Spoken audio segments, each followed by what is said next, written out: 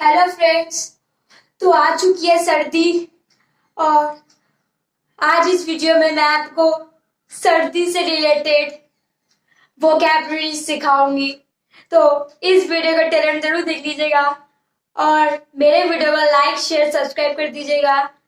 चलिए शुरुआत करते हैं इस वीडियो की।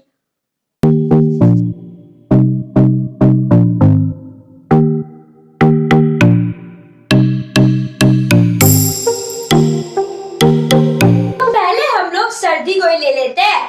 तो सर्दी को बोला जाता है विंटर और कड़ाके की सर्दी को बोला जाता है एक्सट्रीम विंटर। जैसे कि मुझे कहना है सर्दी आ रही है भाई साहब, चद्दर वद्दर निकाल लो, सर्दी आ रही है।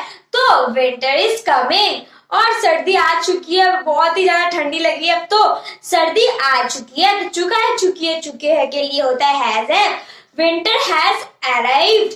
और एक आज सर्दी है, तो आज सर्दी है, इट इज कोल्ड टुडे। अगर कहना आज सर्दी नहीं है, आज गर्मी है, इट इज हॉट टुडे। समझ आ, सर्दी आने से ही निकल जाता है स्वेटर, जैकेट, मफलर, शॉल, दस्ताने, टोपी। तो स्वेटर को इंग्लिश में स्वेटर ही कहा जाता है, मफलर को इंग्लिश में मफलर ही कहा जाता है, जैकेट को इंग्लिश में जैकेट ही कहा जाता है, शॉल को इंग्लिश में शॉल ही कहा जाता है। सबको इंग्लिश में वही कहा जाता है, तो मैं यहाँ पे पागल होने के लिए आई हूँ।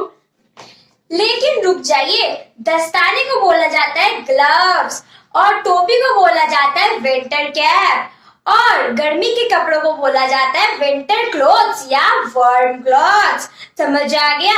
अब सर्दी आने से तो रजाई कंबल तो निकलना ही होता है, नहीं तो रात को नींद नहीं आती, इतनी ठंड पड़ जाती है। तो रजाई, कंबल और गद्दे। रजाई को बोला जाता है क्विल्ट और गद्दे को बोला जाता है मैट्रेस और कंबल जो हम ओढ़ते हैं रात को, कंबल को बोला जाता है ब्लैंकेट। समझ आ गया। अब कंबल और रुई कंबल के अंदर भरे रहते हैं रुई, तो अब रुई को बोला जाता है कॉटन वूल।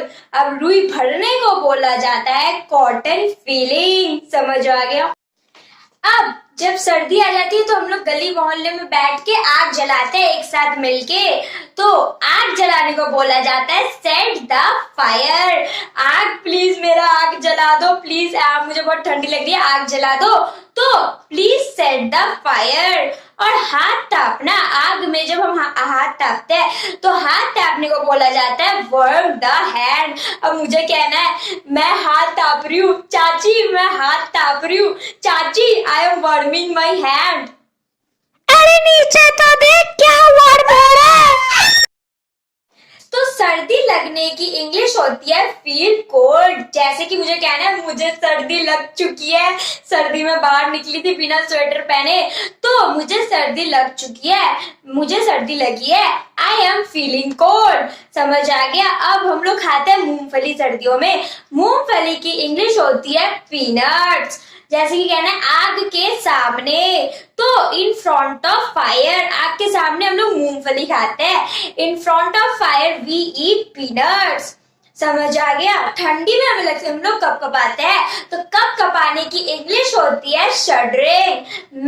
मैं कपकपा रही हूँ, तो आई एम शडरिंग। अब सर्दी में सुबह चलती है ठंडी हवा और रात को पड़ जाता है धुंध, और जब हम लोग सुबह उठते हैं तब पत्तों में ओस दिखती है। तो इन सब की इंग्लिश क्या होगी? पहले तो ठंडी हवा चलती है, ठंडी हवा की इंग्लिश होती है कोल्ड विंड। रात को पड़ जाता है धुंध, धुंध का इंग्लिश होता है फॉग। अब सुबह उठ के जो ओस दिखता है ना, उसको बोला जाता है ड्यू। माउंटेन ड्यू की बात नहीं हो रही है, क्या कोल्ड ड्रिंक पीने का सोचते रहते हैं, इसको बोला जाता है ड्यू। समझ आ गया। जब धुंध और स्मोक मिक्स हो जाता है, जैसे कि जो फैक्ट्री से निकलता है स्मोक, वो और धुंध एक साथ मिल जाता है, तो उसे बोला जाता है स्मोक। समझ आ गया। अब लास्ट में सर्दी लगना की इंग्लिश क्या होगी? मुझे सर्दी लग चुकी है, मुझे सर्दी लगी है। सर्दी लगने की इंग्लिश होगी कॉट बाय कोल्ड, या आप अंडर द वेदर भी कह सकते हैं। अंडर ये नहीं है कि वेदर के नीचे आप दब चुके हैं, इसका मतलब होता है सर्दी लगी है। तो या तो अंडर द वेदर या कॉट बाय कोल्ड। जैसे कि मुझे कहना उसे सर्दी लग चुकी है, तो हम दो तरीके से कह सकते हैं, he is caught by cold या he is under the weather. समझ आ गया? तो इस वीडियो में बहुत सर्दी सर्दी हो गई, अब शेयर खेलते हैं। आप इस वीडियो को शेयर करिएगा और चैनल को लाइक सब्सक्राइब करिएगा। I will be right back with my new video. Till then take care.